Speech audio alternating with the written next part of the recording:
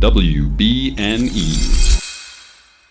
Hello, and welcome to episode 60, all about the Steward and the King. Chapter 5, Book 6 of Return of the King, being the 60th part of That's What I'm Tolkien About.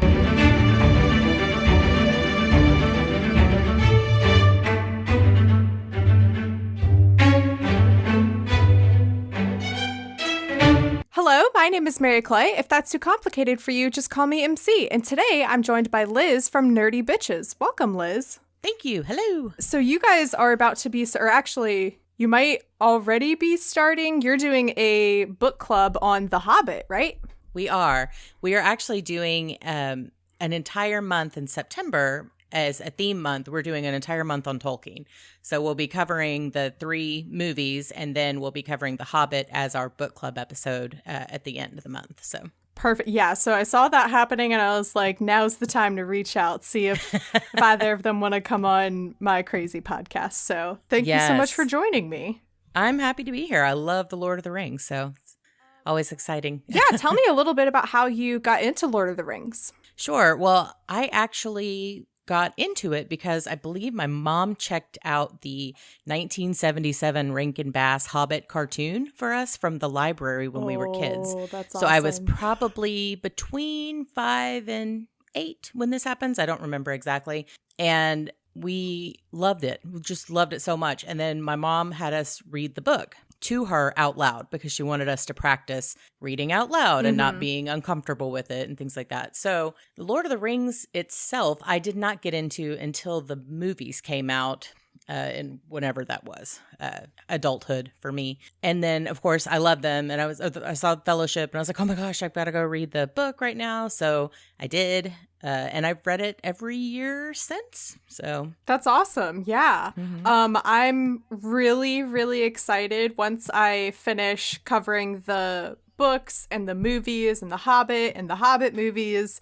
I'm really excited because I'm going to be covering the cartoon movies. Yes. So that makes me so happy that that you guys you said you got it from the library. We had it from the library. I love that even more because I love a good library. Oh, I'm a fan. I'm a huge fan. Giant book nerd. And I love that one. So if you ever need a guest for the Hobbit movie, I'm in. So Awesome. So today we are covering The Steward and the King. And listeners, I just want to prepare you that if you don't like feminist rants, you might not like this episode. Just skip ahead. We're fine. You may not like this episode. So with that warning being said, we're going to dive right in because there's a lot to cover. This is actually a pretty hefty chapter because I feel like Tolkien easily could have made this 2 chapters. There seems to be a very clear line of where it could have been split. But for whatever reason, Tolkien chose to not drag something out. Right. You know? Yeah, Tolkien. it's interesting because so much throughout the books, you're shifting perspectives as to who's telling the story or how you're listening to the story. So, I'm pretty sure the chapter previous to this was the one where they're actually doing the thing, right? That was 2 chapters ago. They destroyed the ring. The previous chapter was kind of the immediate aftermath of that. Oh, yeah. Okay. So all the stuff, everybody's like standing around like, what do we do now? Let's form a kingdom. I don't know. And so you jump into this one and it's completely from the side of people who have no clue what's going on. Because, exactly. Yeah. And then they're like, what's happening? I don't know.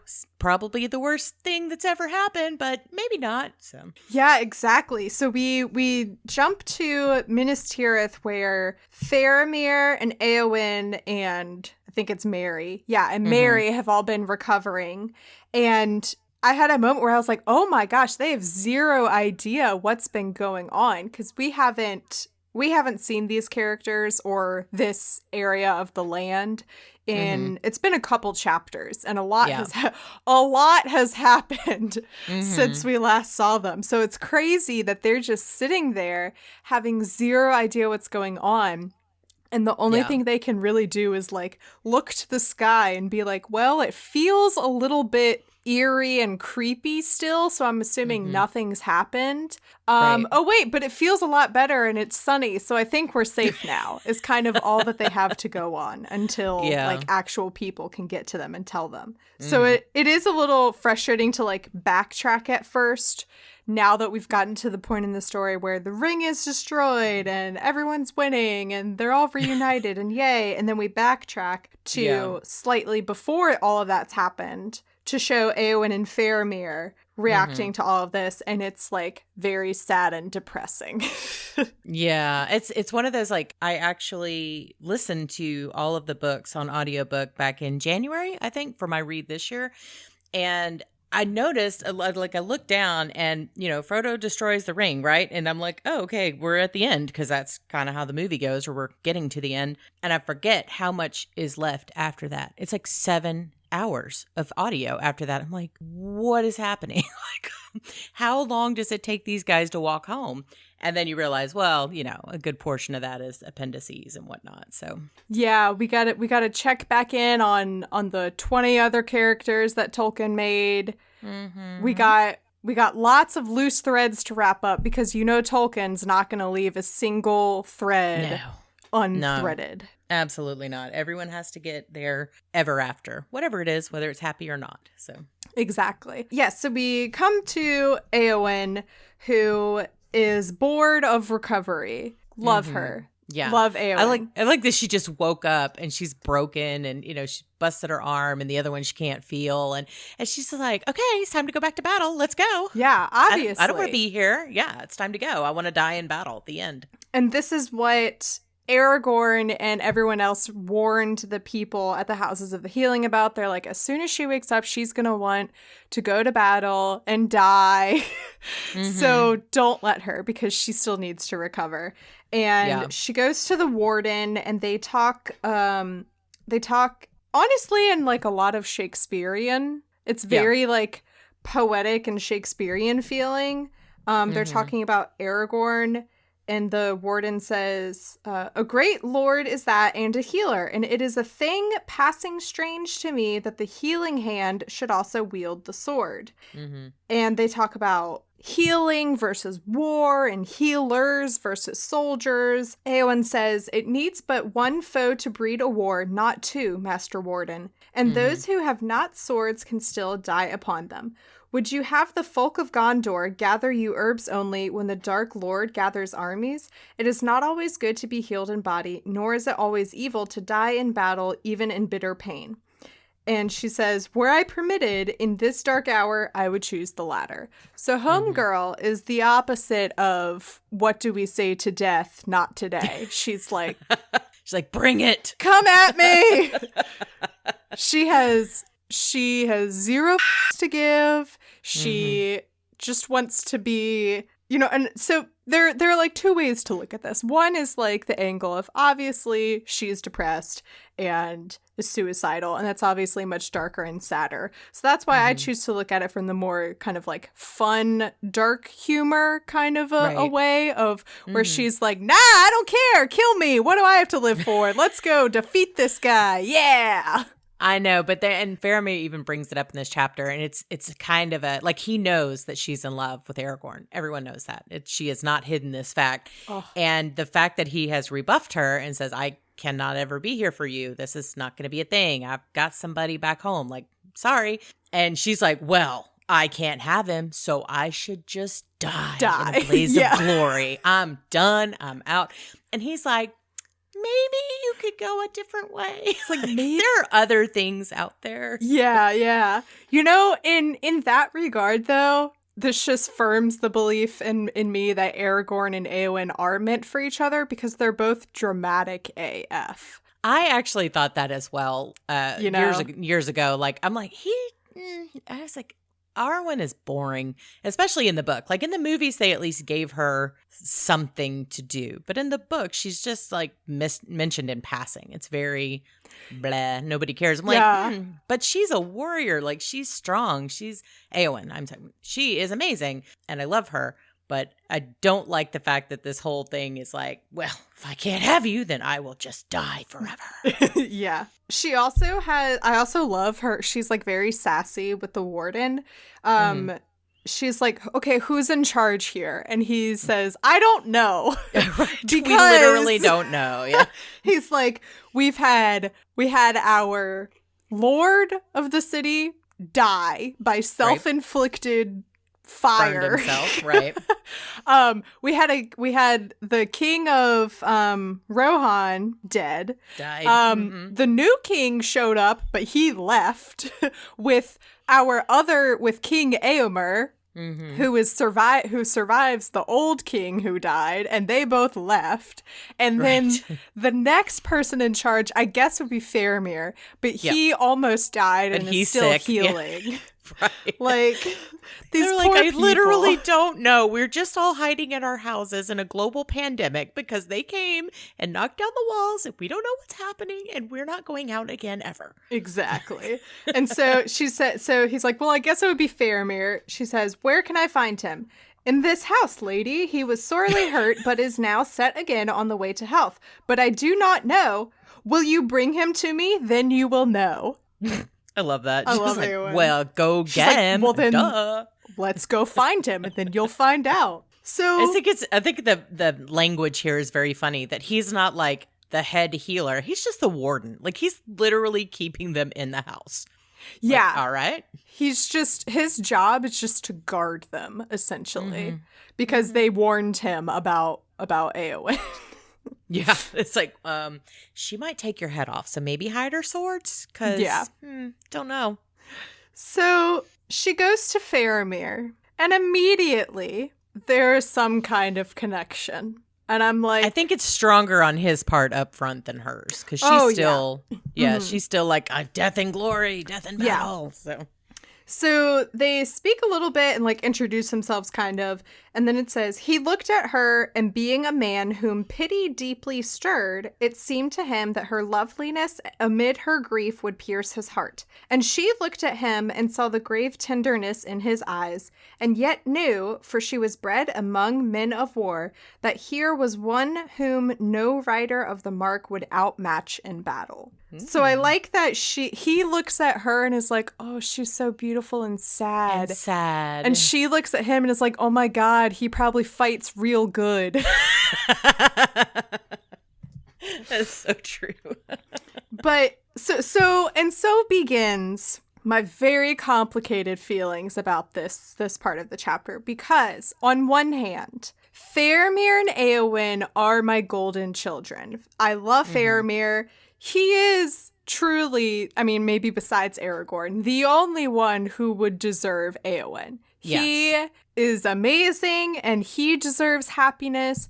Eowyn deserves happiness. They both deserve to be loved, and that's very happy, and I'm happy for them. In fact, I think I joked a couple episodes or chapters ago, I don't even know when, listeners, if you remember when this was, I made a joke about we should just take Eowyn and Faramir and push them off away from everyone else, and they can just go have their own kingdom of only awesome people. Right. And dun da da da. Yeah, exactly. So that's exactly what happens. So on one hand, this is great. I'm so happy for them. On the other hand, Eowyn is a beautiful, strong woman. We only have 3 female characters in the book. She is the only one that we really get a good look at. We kind of get a good look at Galadriel, but that's only for 2 chapters and then she's gone. But she's also super ethereal and just above everything, so. And with Eowyn, we get a lot of time invested in her and her character, and we get to learn about her. And she's the only female character, essentially. And Tolkien, as soon as Aragorn is officially off the table and it's nope, out of the question, you can't be with Aragorn. As soon as that happens, Tolkien just shuffles her over to the nearest available man. Right. And it just, and there are lots of other reasons why this kind of, the way that he's done, I think it's mostly just the way that he's done this in this chapter that kind of infuriates me. And there's a certain line that I will scream about when we get to it later, but I'm not thrilled about how this, maybe I'll put it that way. I like the pairing, not thrilled about how it happened. Right. It just seems lame for both of them. Yes. You know, they are both very strong. Faramir is such a good heart. I love him so much in the book, so much even more than the movies, which I do love him in the movies. But, you know, that whole being tempted by the ring thing really irritated me because he wasn't. He never was in the book. No, he's like, nope, don't want it. Go away. And to put those two really strong characters together in a we fell in love lazing through a garden. Exactly. Like they need more fire. They need more passion. They're both fiery, passionate people. Like that's something that would make sense. But he's like, gotta tie up an end. I know. That's just, they're both sick. They would have bumped into each other. Cool. But again, I think even that could have been done better. Have them meet on the battlefield. That would have been amazing. Like, she stabs the Witch King, takes her sword out, and then when the Witch King, like, falls or flies away or whatever, it's revealed behind him is Faramir, and he's standing there, like, kind of, oh, wait, I forget, that kind of negates the whole Denethor wanting to kill all of them. But, you know what, we can work around that. It's fine. You know, off in the distance is Faramir, and he's like kind of hunched over holding an injury, and he's like, wow, what a woman. That's the one for me, exactly folks. So but that's not what happens. What happens is Eowyn comes to Faramir and is very sad because this is once they get to the heart of the matter of like why she's so depressed and upset, she said, it's really sad. She says, the healers would have me lie abed 7 days yet, she said, and my window does not look eastward. And that's so sad because she can't physically be there with her brother and Aragorn, the true love of her life. Sorry, Faramir. No, I'm just kidding. I don't know. Like she wants to be there fighting and she can't. And at the very least, she wants to be able to look off in the direction that they are. And she can't even do that. And that's like you put me in this room with no windows because they told you I was going to go out and crazy. And like, it's so sad. Like my heart felt for her where I was like, she just wants to like be a part of this and to be with them somehow. And she doesn't even have that right now. Yeah. And Faramir proposes. He's like, well, why don't you walk around the garden and get healthier and then you'll be able to do this. And maybe, I don't know, maybe you and I could talk sometimes occasionally. That would be cool. And she's like, I don't know about that. Thanks though. Yeah, he says that it would ease my care if you would speak to me or walk at whiles with me. And she's like, how should I ease your care? And I do not desire the speech of living men. Like, I don't need you. And then he's like, well, you're beautiful and you're amazing and I love you. And she's like, okay. Exactly.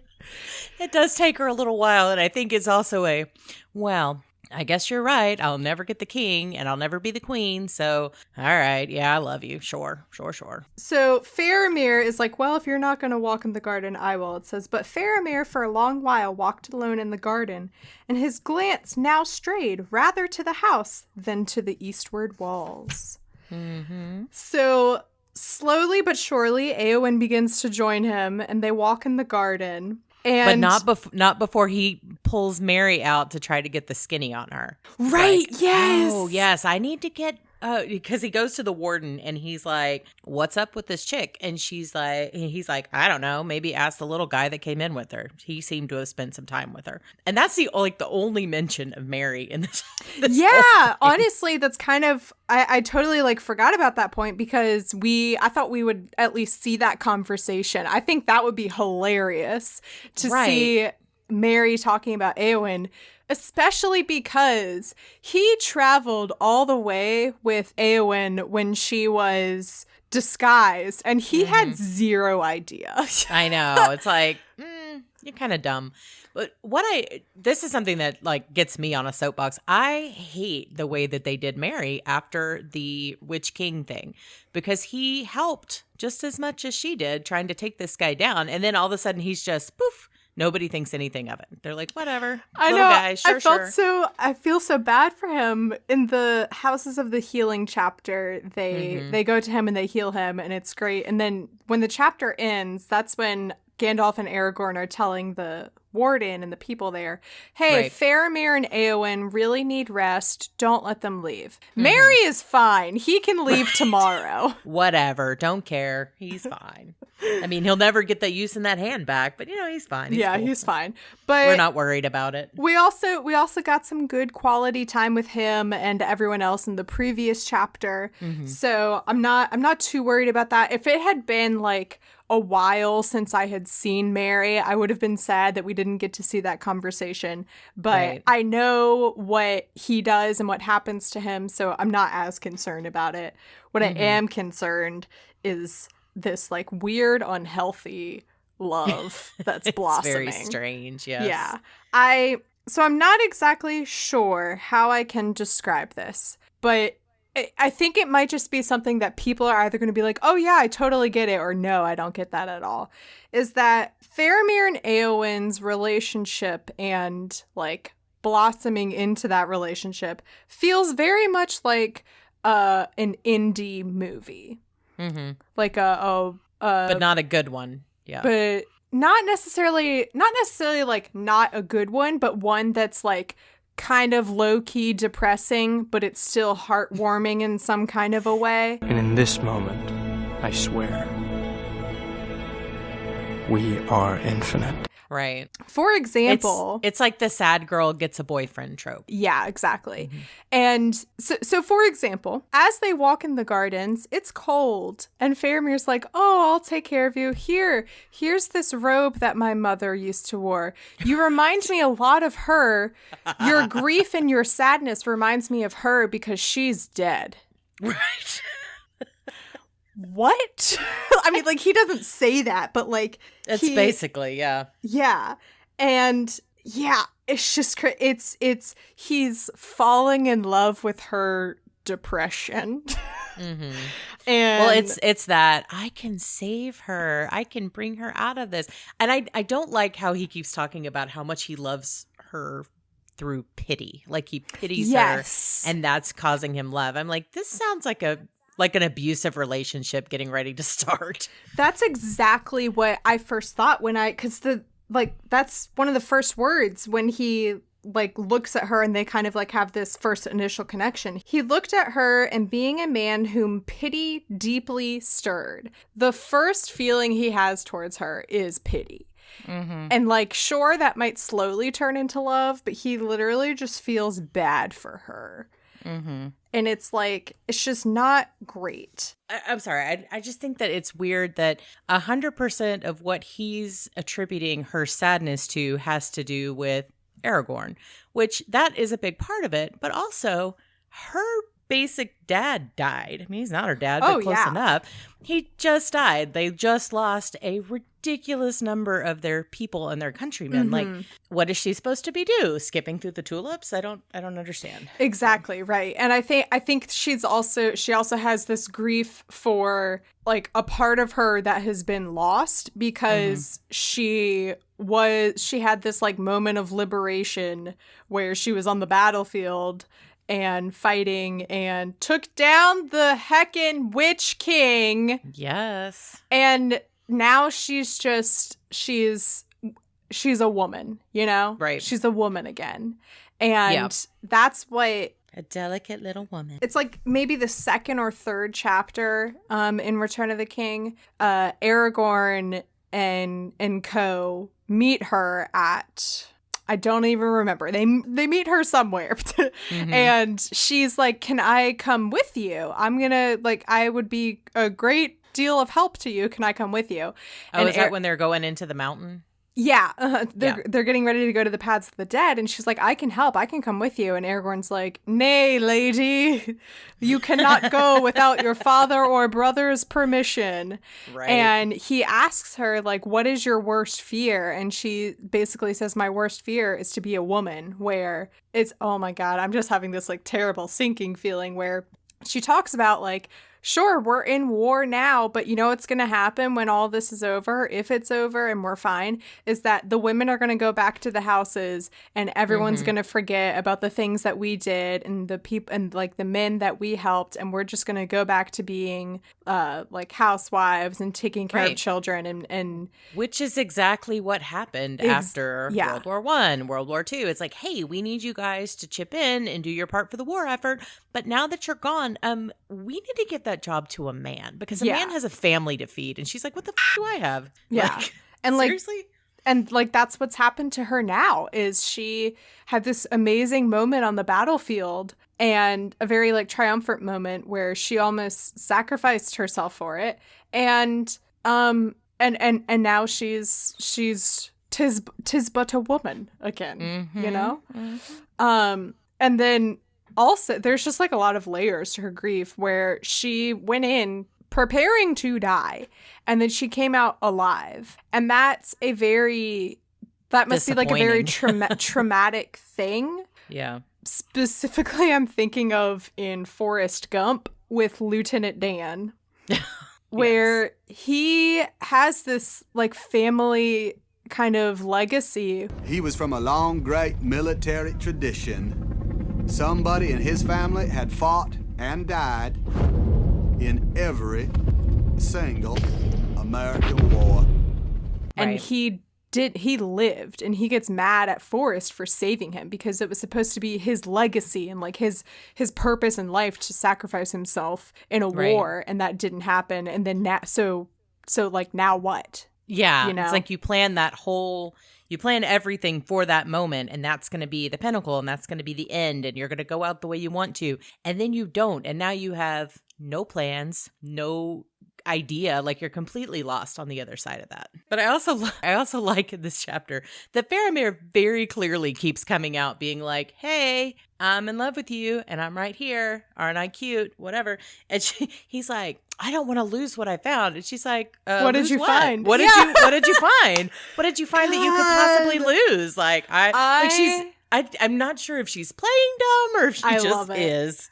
Either way. I love it. Yeah, so they walk in the gardens together and basically just kind of wait for the end of the world. This is another thing where I was like, this feels like an indie movie thing, where it's like, oh yeah, you know, just walking in a garden, bonding over our depression and waiting for imminent doom to end the world. How romantic, you know? Like that's how they get together. Yeah, he's like, let's walk and talk. She's like, let's not talk at all. Let's just let's be quiet. Let's be quiet. Okay, thanks.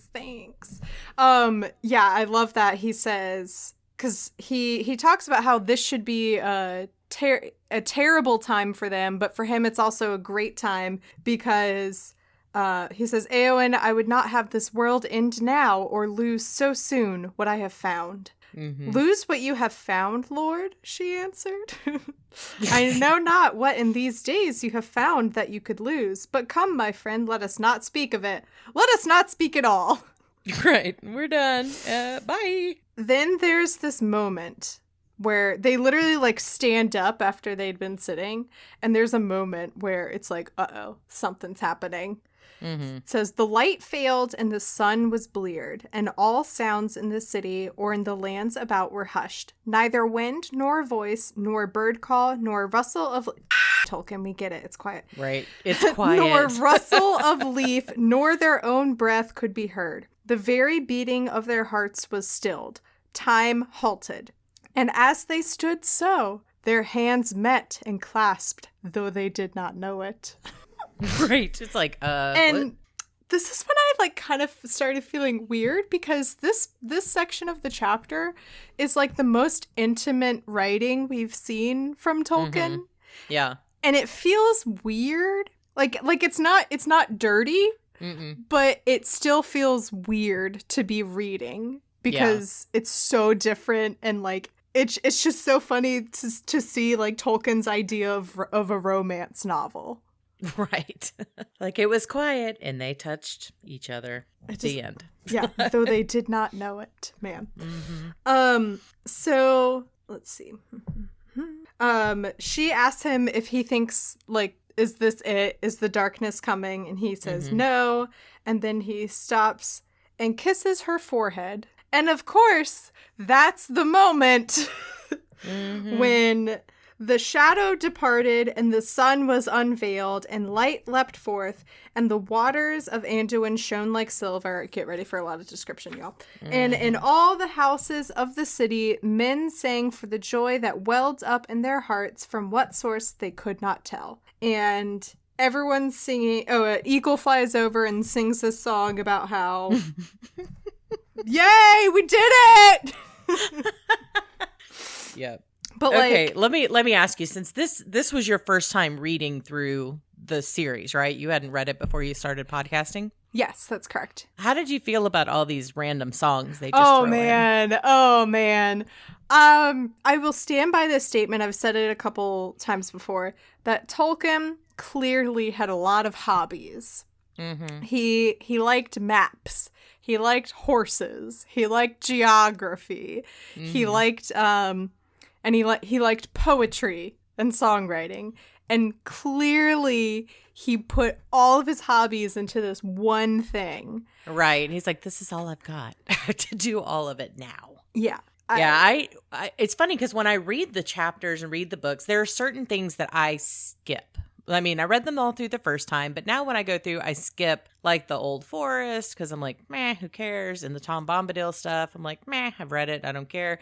And then I just kind of skip most of the songs. But when I was listening to the audiobook, the guy sings all the songs. Like he just sings them all. And it's like, oh God, it just keeps on going. Fast forward. Like they're good to read once, but beyond that. Yeah. The song in the previous chapter where they're like celebrating the ring being destroyed is so ridiculous. We were making fun of it.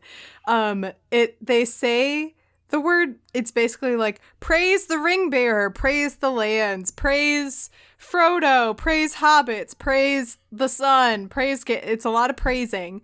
And then after every line of English there's a line of Elvish, and we looked it up, and basically the Elvish lines are saying glorify the ring bearer, glorify the sun. It's just the most like unnecessary song. But this song is about people singing. Yep. Well, it's so funny, too, because you would think the eagle could just sweep by and go, hey, we won. But no, he needs like a 7 stanza gotta be triumphant, man. thing here. I mean. Exactly. So, yay, they did it. Woo! And word gets to Minas Tirith that everyone is gathering in the field of Cormallen, and Mary goes to ride away and be with them, and Eowyn wants to, kind of, but she doesn't go. And this is very mysterious. Eowyn did not go, though her brother sent word begging her to come to the field of Cormallen. And Faramir comes over to her and asks her, like, what's the deal with this? I thought you'd 100% be going over to be with your brother, right, and be with everyone, since that's all you've wanted to do. And he's like, I think I know why you're still here. Like, she's like, okay, great. But do you not know? Like, she's the one who's now going to play coy on this. So Faramir says, where is it? He says, you do not go because only your brother called for you. And to look on the Lord Aragorn, Elendil's heir, in his triumph would now bring you no joy. Or because I do not go, which I think is hilarious. It's like very presumptuous of him to be like, you're not going because I'm not going and you like me. Or because I do not go and you desire still to be near me. Eowyn, do you love me? Eowyn, do you not love me, or will you not? And then she says, I wish to be loved by another, but I desire no man's pity. And he's like, I don't pity you. I love you. And she's like, okay, I don't know. She's like, awkward. honestly, though, there's like not. He just like gives a speech that I guess just kind of changes her mind, because it literally says, "Then the heart of Eowyn changed." Mm-hmm. And I guess she finally is like, "Okay, I guess you do love me." And this is when I was starting to get angry. So she says, after she finally accepts that Faramir loves her, "I stand in Minas Anor, the tower of the sun, and behold, the shadow has departed. I will be a shield maiden no longer, nor vie with the great riders, nor take joy only in the songs of slaying. I will be a healer and love all things that grow and are not barren." And again she looked at Faramir. "No longer do I desire to be a queen." What? I know. Huh? And okay, so I get some of this from a point like let's say you're a person who dated jerks or nothing but bad boys or whatever it is, and finally you meet someone who's like really, really nice, and well, maybe they're not like the guy, but you're like, well, but I'm tired of being treated like garbage, so maybe that guy's not so bad. So I could see some of that, but again, it's just like, I will no longer be a soldier. Now I will be a nurse and stay home and have babies. Stop. I think it's kind of so again, there's like two parts of this. There's two sides of this. The way that I see it is that, one, Faramir is helping Eowyn to love and accept the life that she already has, because she is not going and like accept the fact that she's not going to marry Aragorn. She's not going to become queen that way. And to give up fighting because it's like a sad it's like a self-destructive thing for her that she's doing. I think this is also funny that she says, "No longer do I desire to be a queen." I hate that. She never said she wanted to be queen. That's ever. also and that true. makes her sound so freaking like just shallow, because she loved him, not because he was going to be the king. Exactly. However, where's the motivation in her? Where's the drive? Where's the passion? It died. Like I no longer do I desire to be a queen. No, come on, girl. She got the hint finally from the ghosting that Aragorn literally did to her. He's like, I'm out. You should be striving to become a queen still. I don't know, like you should still be going after some kind of like, not power, but like something, glory, something. Yeah, I don't know, like I don't even know what I'm saying anymore, but like she's gone from yes queen to no queen. Yeah, her personality changes in one paragraph, and that's it's what bizarre. I hate.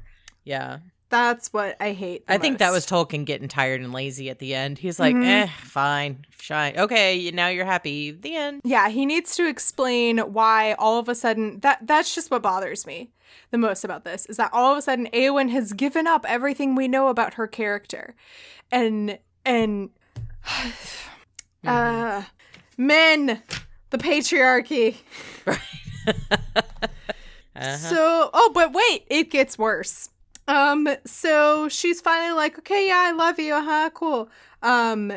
And she's like, but aren't you like, shouldn't you be with a woman of your own land? And shouldn't I be with a man of my own land? And won't you be looked down on for that? And he's like, no, I love you. But she also says, people would, like your proud people would say, there goes a lord who tamed a wild shield maiden of the north. Like, that's also didn't he's gonna like that. Conquest brag? Like, I don't know. Yeah. It feels very like in Taming of the Shrew of like, oh, this was a woman who was independent and wild and badass, and nope, she all she really needed was a man to come in and show her how to live her life. And now she's happier for it. Yeah, so Faramir. All right, let's see. He took her in his arms and kissed her under the sunlit sky, and he cared not that they stood high upon the walls in the sight of many, and many indeed saw them, and the light that shone about them as they came down from the walls and went hand in hand to the houses of the healing. And to the warden of the houses Faramir said, Here is the Lady Eowyn of Rohan, and now she is healed. By the power of my love. Are you kidding me? She accepts his love, and they kiss, and that's what heals her? Are you kidding me? She's now free of her witch demons, because that's what happens when ladies get depressed. They get the witch inside of them. Yeah. And they have to be kissed out of it. That's right. Exactly. You just It's have to a be fairy kissed by a tale. man. The only reason I would accept that answer as being like an actual form of treatment is if the man who kissed you is Henry Cavill in The Witcher. Yeah, I'm in. You know? Because he's Yeah. a witcher, and like that's his job is to like get monsters out. You know? That's the only way I would accept that. But then the warden's like, okay, I released her into your care until her brother comes back to take care of her because she's a little lady who can't be without a man. Eowyn, I'm so sorry. And you deserved better. You deserved better. And honestly, after this last section, we don't really hear about her again. Like, it all moves on to... Well, yeah, because, Tolkien's like, oh, She yeah, found that her wrapped man. up. That wrapped up. She loves a man now. The end. She loves a man who loves her back, and that's all we really need. Aww. So, moving on to the second chapter of this chapter, which is when I was like, wow, I can't believe this is still going. And it moves to like a completely different part of the story where everyone comes back and like Aragorn is crowned and then there's a tree. Yeah. and Arwen shows up and they get met. Like all of this stuff happens in the same chapter. I know. It's like, and now we're going to tumble downhill. Exactly. So this part of the chapter is just like a total shift in gears. Everyone comes back. First of all, I forgot that Éomer is a king now, and I'm like, good for you, Éomer. You know what? I'm Team Éomer. Like, you're a good dude. And I have a headcanon about him that I will share towards the end of this chapter. Yeah, everyone that was in the Field of Cormal, everyone's coming back in this, like, glorious kind of, like, parade. And then our homegirl, Iorith, I love her. For listeners who don't remember, she's this random woman who showed up in the Houses of the Healing chapter. And she gave off so much of this, the grandma from Mulan energy. That I love her. Yeah. She's like, here's the gossip and here's the exposition without me having to write it as exposition. I love her. Well, what's funny is that she puts this she's explaining to her cousin who is there from out of town, like who these people are. And I love it because she puts her own little personal spin on everything to make it sound like she was kind of like she was the hero of all of this. Oh, right. Exactly. And because it says, 4 small figures that many men marvel to see. Nay, cousin, those aren't, they are not boys. Those are Elvish word. Right.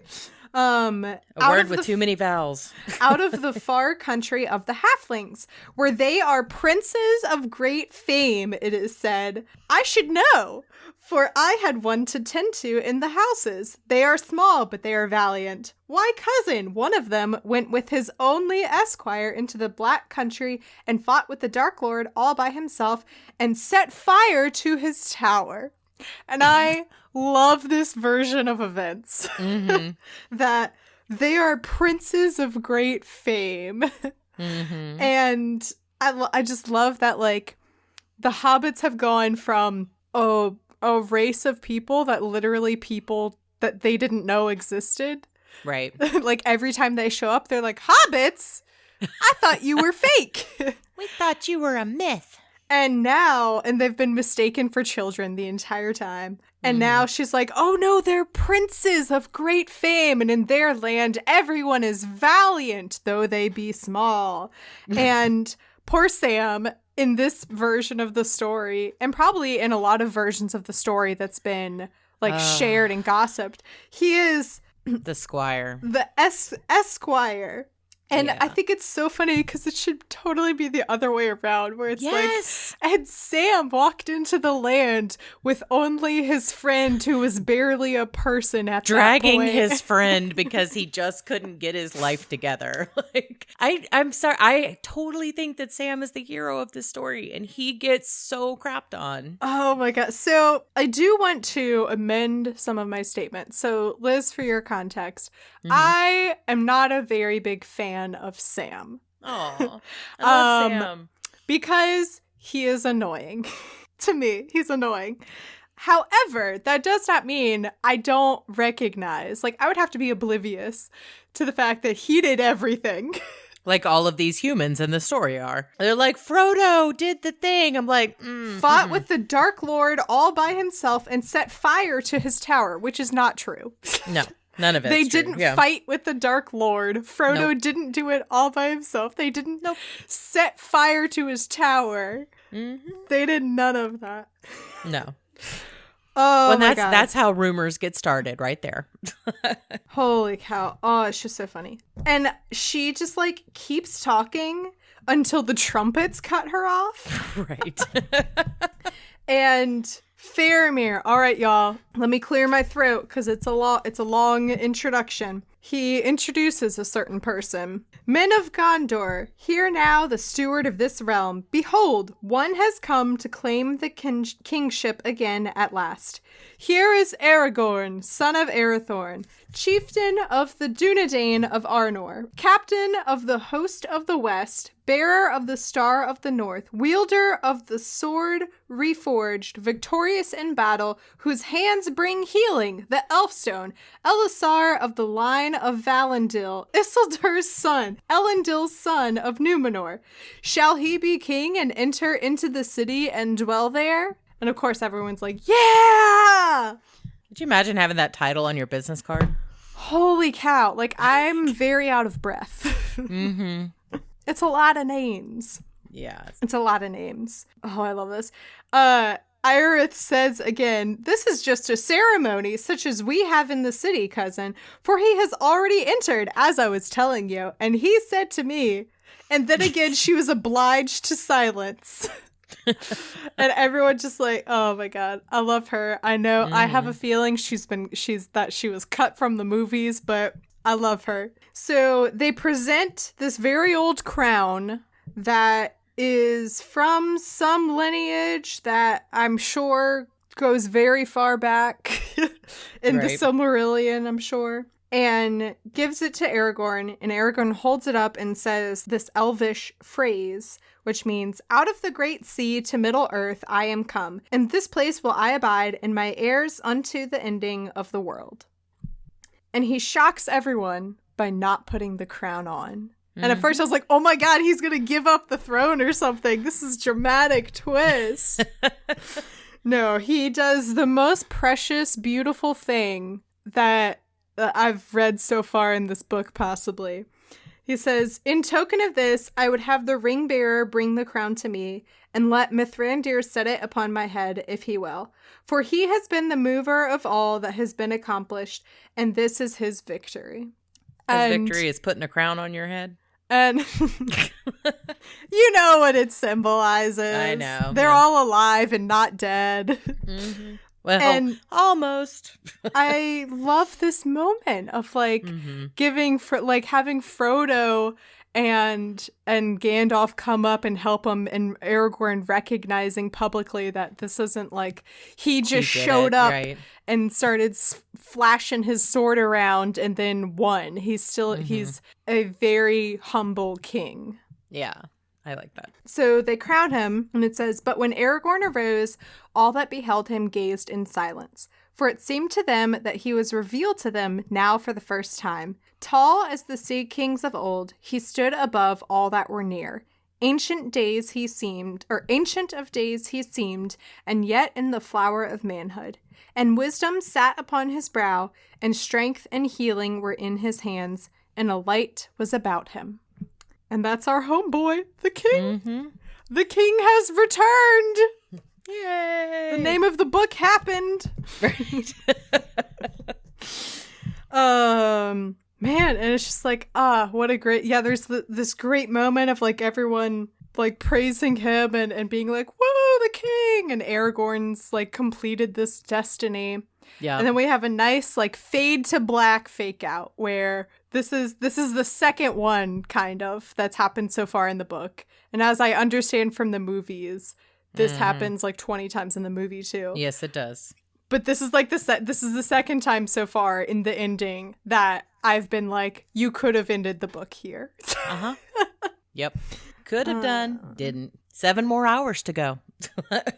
Then there's obviously lots of business to attend to and sorting through the wreckage of both like the physical and metaphorical wreckage of post-war and trying to piece things back together. And one of the last pieces is addressing Baragond, who was a soldier who helped Pippin, yes, who helped Pippin stop Denethor from killing Faramir and setting everyone on fire. Yep. And he had to abandon his post and basically betray the word or the orders from his lord to do so.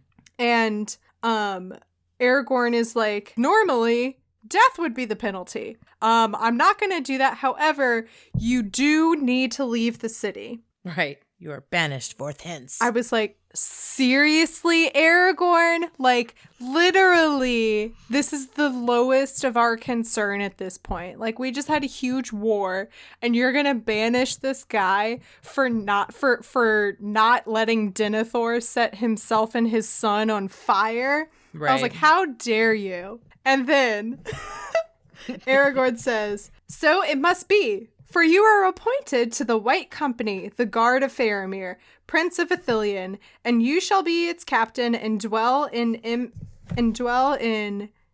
Arnon in honor and peace, and in the service of him for whom you risked all to save him from death. And I'm like, you got me, Aragorn. Because probably everyone else was like, oh, what? Yeah. And even Baragorn is like, Baragond is like, what? I'm gonna die. My God. Yeah. Right. He's like, oh my God. And I was like, okay, Aragorn, that was pretty funny. Good for you. Yeah. So then comes the problem of what do we do with King Theoden's body? Right. And Aragorn asks Éomer what they should do. And he says, I have to go back to my land and sort some things out, but at some point we'll send for him. And he's like, but I have to go. He says, since the day when you rose before me out of the green grass of the downs, I have loved you, and that love shall not fail. But now I must depart for a while to my own realm. And this is my headcanon that Éomer is gay. Because also at one point, there's a moment where, I think in Two Towers maybe, it's like, I think it's supposed to be like a crowd of people are saying something, but the way that the dialogue is arranged is it makes it look like Éomer is saying it, and he's described as, it says they said. And I'm like, oh, is Éomer non-binary? That's awesome. And then now here he is at the end of the story. He's single, ladies, except, maybe he's single for a reason.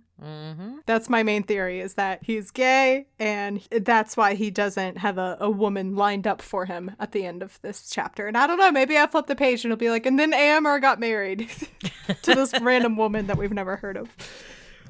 And it mentions that the whole gang is still just kind of lounging around the city. I'm very relieved that Legolas is still here, because in the previous chapter, he prances off into the forest singing. And I was really worried that that was his, like, departure. Right. I was like, oh my God, that's going to be I was like, is this the last time we saw Legolas? Is him prancing into the forest and singing? You know, that would be such an elf thing to do. I know. So. And my guess kind of, like, let me believe that that's what happened. And I was like, no! But here he is. Do not worry. And they're all hanging around the city still. And Frodo and the hobbits are like, this is fun and all, but can we go home? Right. We've been gone a long time, but we have a long walk back. It's actually been less than a year since they left the Shire. And that is crazy to here. Right. Like, I've been trying to think, like, how long has it been? I was like, I think it's been maybe a little over a year. It's been less than a year. Yeah, because you think about how long all of this stuff really takes when they're moving from place to place. Like, even going from Rivendell to the Gap of Rohan was supposed to take 40 days if the weather holds. Like, it might be more, probably will be. We're saying more like 50. So there you've got almost 2 months spent just on that little leg of the journey. And then everything from there. It's like, And it's also hard to keep track of because Tolkien's pacing is so weird. Because he'll spend, like, the entirety of Two Towers, I think, is like 2 weeks worth of time. And he'll that's, you know, like a 300, 400 page book or something. I don't have it with me right now. Like, that's a lot of and then he'll also be like, and there they stayed for many months within like the span of one sentence. So, like, it's so hard to keep track of, like, okay, have they been in this place for a month or a day? I don't know. Yeah, when they go to Lothlorien, it's kind of like that as well. It's like, we tarried here for a month for no reason other than we hoped the orcs would walk on by. But I'm like, but then they're just ahead of you. So better? I don't know. And speaking of, like, Lothlorien and those people, so Gandalf is like, no, you can't go home yet because Aragorn wants you here for something. Oh, he says, a day draws near that I have looked for in all the years of my manhood. And when it comes, I would have my friends beside me, which is very cute. And I was like, is he talking about his wedding? Okay. But they're all like, what? Yeah. And then there's like a break in the page, and then the next paragraph starts off with, there came a day when Gandalf could not be found. And at first I thought Gandalf just, like, peaced out. Which is totally in line for him. I know. And I just laughed, and I was like, oh my God. He told Frodo that they had to stay, but he's like, I'm out. Bye. But Good no. luck with those trolls. Exactly. And so, Aragorn finds Gandalf, and they go off on, like, a little side quest with them, like, by themselves, having some nice bonding time. And Gandalf takes them to, like, a point on a mountain where, like, everywhere you turn around, it's kind of like a Mufasa moment with, like, Simba, everything the light touches. And he's like, Aragorn, look around at all the beautiful lands that you now own. And and they start talking about the tree that is in Minas Tirith and is, like, old and withered. And Gandalf is like, but look behind you. And there's a little sapling of this like, white tree that they dig up and they take back to Minas Tirith. And I was like, okay, so clearly, aside from this tree representing, like, hope and this new age of literally like a new age of Middle Earth where, like, it represents growth, and all these things, I've clearly missed something big about this tree because they talk about it earlier in the book, and I was kind of like, whatever, I'm sure we'll learn more about that later. And now I'm like, okay, what's so important about this tree? It's the tree of the king. So as long as the tree prospers, there's a king in, or as long as there's a king, the tree prospers. But what's funny about this is they're talking about, he's like, how comes this here? It's clearly less than 7 years old, this tree, but the last king of Gondor was like 3,000 years ago. And Gandalf's like, as long as you plant the fruit, one day it will just grow. And we never know when. It'll just grow. It just like, happens. What? Like, I think your botany is off. I don't understand. So, to be fair, that's also kind of like how I take care of plants, where I'm like, I don't know. Sometimes it grows. Sometimes it doesn't. Mine just all die. They're like, oh, we're here now for death. I got it. Cool. Yeah. So, but it's also like, how is this the only tree of its kind? Like, is that a thing? Or is there, somewhere there's like a grove of it? And then I started thinking, I was like, maybe that tree is made of Ent, and the Ent wives took off, and your brain just goes to the places. Yes. I don't know if we, like, actually have this answer or whatever, but I like to think that Gandalf had the fruit of this tree and planted it So, wait, because 7 years ago was also the time that I think it was 7 years. Bilbo has his birthday. Frodo gets the ring. Bilbo leaves. Frodo has the ring. And Gandalf is like, hang on to that. I don't exactly understand it, but hang on to it. Right. I'll be back in a decade. Bye. And then he comes back. I believe he comes back. Oh, no, it might be. Is it 17? It was has a long year. 7 in it is all I can remember. And if it was 7 years, I wonder if he left the Shire and he's like, I think it's time to plant this fruit that I've been hanging on to.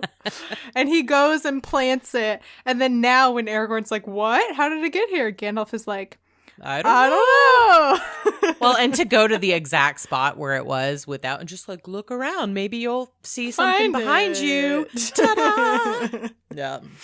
It's like guiding a 2-year-old through an Easter egg hunt to be like, I don't know. Do you see something maybe behind you in that bush? Is there something on a tree over there? Aragorn has also, this day that he's made Frodo and everyone wait for, he's like, no, the time will come and there will be a sign. And he says, the sign has been given and the day is not far off. A couple days later, the elves come in and I'm like, thanks, guys. Nice of you to show up when everything has already been fixed. We appreciate. We know how to not show up till the work is done. Yeah, exactly. Like I appreciate the gifts that you gave us. Sam and Frodo in particular, who got just the all like powerful light of Galadriel in a bottle, and like that saved their so many times. Like, I appreciate that. However, we could have probably used your help a little more than just sending us Legolas. Right. Thanks for the flashlight. Yeah. So the elves show up, and Arwen is there. And I've known for quite some time that Arwen and Aragorn get married. I like read some meme that spoiled that for me probably like a year ago now at this point. So I've known that they somehow end up together. And I thought everyone's been like joking and being like, there is literally no lead up to it. And so I was thinking like, oh, maybe along their journey home, they stop in Lothlorien or Rivendell and Aragorn and Arwen have a bonding moment and then they get married at the end of the chapter. Nope. They show up. Elrond is like, well, here's you go. Yeah. Here's Arwen. And the last, it says, then the king welcomed his guests and they alighted. And Elrond surrendered the scepter and laid the hand of his daughter in the hand of the king. And together they went up into the high city and all the stars flowered in the sky. And Aragorn, the king of Elisar, wedded Arwen Undamneil in the city of the kings upon the day of midsummer. And the tale of their long waiting and labors was come to fulfillment. They get married in a sentence. Yep. And it's funny because if you see the movie like before you read the book, you're like, oh, well, they have a love story and they're together and then they want to be together, but she could be an elf and she needs to go away with her family, blah, blah, the whole thing. And then you read this and you're like, she's literally 2 sentences in the book. One is like she wandered in during a feast when they were in Rivendell. Yep. And now they're married. The end. Yep. But when you go after the thing and you get to the appendices, it's in there. So. And the only hint really that you get that this is here. So the thing is that people will be like, no, it's there in the book. It's there in the text. You could see it. And it's like such minor things that you have to know to look for them. So the first is that when Aragorn is traveling with the 4 hobbits towards the beginning, he tells them the story of Beren and Luthien. And which I made fun of when I was first reading that chapter because I was like, oh my God, here we go again. Tolkien going off on a tangent, telling some story about people that don't matter. I can probably just skip this and it's going to have no consequence on the story whatsoever. And it actually is like the only idea you get that Aragorn and Arwen are going to end up together, because it's the story of a mortal man and an elf woman marrying or whatever. Yep. And then the other thing is that when they're in Rivendell, there's like one or two sentences of like, there was a light in Arwen's eye when she looked at not even like when she looked at Aragorn. It was like, right. She never looks at him, and he gives her like a slight nod or something. It's like at a feast. That's it. You never. And that's it. It's done. Yeah. And then in that moment of eye contact, they were like, we're going to get married. Mm-hmm. And then here they are getting married. So, oh my God. So yeah, what a chapter. Holy cow. A lot happened. There's a lot of stuff happening. There's like 3 distinct storylines that happened in this one chapter. Oh my gosh, I'll say. Is there anything that we like skipped over, or any thoughts that you didn't get to share? I don't think so. Okay, awesome. That makes me feel like I did my job a little better. You did wonderful. All right, cool. Yeah, so that brings us to the end of the chapter and the end of this episode. Liz, what would you like to plug, and where can people find you on the internet? Well, again, I'm co-host of Nerdy Bitches Podcast, a podcast where 2 geeky ladies are podcasting their way through pop culture. We have coming up in September, as I mentioned earlier, our Tolkien-themed month. I'm still beating myself up over a name for it, so it'll be like Septemshire or I don't know, something. So we have that coming up. Like I said, we're going to be covering the 3 films, I believe the extended editions for Fellowship of the Ring, Two Towers, and Return of the King. And then week 4 is going to be our book club episode with The Hobbit. And we have fun guests coming on, and it's super awesome. I'm so excited. And you can find us everywhere podcatchers are, Apple, Spotify, all the things. And on Twitter, you can find us at Nerdy Bitches Pod. On Instagram, at Nerdy Bitches. And Facebook, just type it in. So awesome. And what's something that you are enjoying that you think listeners might also enjoy? So whether it's a movie, a book, a TV show. Well, actually, staying in the theme here, if you have not seen it yet, I highly, highly, highly recommend watching the movie Tolkien with Nicholas Hoult playing J.R.R. Tolkien. It's on HBO Max, and it is fantastic. They did such a wonderful job. You can see where, a lot of these characters and settings and all this stuff kind of comes in through his life and being a soldier and everything else. So highly recommend. That's What I'm Talking About is a proud member of WB&E. You can learn more about the network by going to WBNE.org, where you can find all of our other shows, such as Bacon and Eggs. Howdy, yokes. I'm Tyler Carlin. And I'm Ethan Edgehill. And we host Bacon and Eggs, a movie lovers podcast. It's the most roll your eyes, I've seen it before concept for a show. But with new hosts, I promise. Each week, we sit down together and watch a beloved movie. We start by looking at some critical and concrete points and let our conversation flow from there. We've covered all sorts of movies, from Jaws to Little Women. From the Lego Movie to the Lego Movie 2. From Marvel to Star Wars. From Back to the Future to Back to the Future Part 2. And tangents from our frustrations with fast food to discussing our fear of the mighty loon. So if you want a podcast that makes you laugh, download Bacon and Eggs, a movie lovers podcast. With new episodes available every Thursday, wherever you get your podcasts, and now on WBNE.org. Ghostbusters 2! My hope and dream was that you would say that. The cover art is by Graphite, aka Vaishon Brandon. You can support him on Instagram at graphite.vmb. You can find the podcast on Twitter and Instagram at TolkienAboutPod. You can find me on Twitter at MCWhat'sUp and Instagram at MCTurnedDownForWhat. And you can also join the Facebook group. You can support the podcast by becoming a patron. Go to patreon.com/TolkienAboutPod, where you can find lots of different tiers and financial commitments.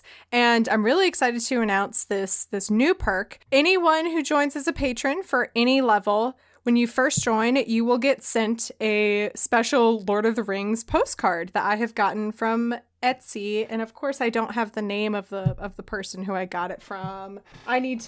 I'm support small artists. Because they're like really cool art pieces. I got 2 packs. One is like a beautiful like scenery, like greetings from Rivendell kind of a thing.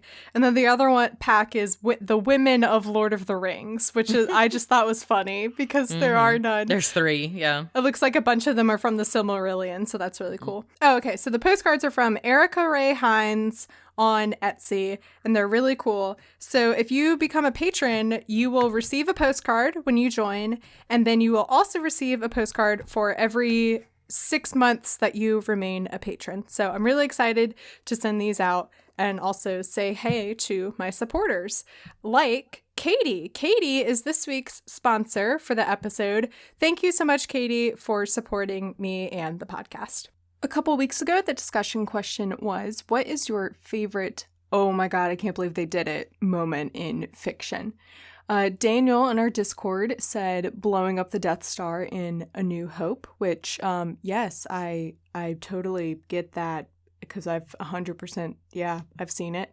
In our Facebook group, Wang Yu, which I hope I said your name right, said Parzival finding the Halliday egg in Ready Player One, which I'm just going to expand to the fact that they stopped the corporate people from winning at all was just so amazing. And I forgot how amazing and triumphant that moment felt. And then a lot of people said the snap, which you didn't specify which one. I'm hoping you mean the Iron Man one and not the Thanos one. But either way, that was definitely both moments very insane. And this week, the discussion question is, who is your favorite couple in fiction? Even though I wasn't exactly pleased with this pairing and how it happened, I want to hear who your favorite couples are. Woo! All right. All that being said, Liz, do you have any parting words for the audience? Listen to nerdybitches.com. And that's what I'm talking about.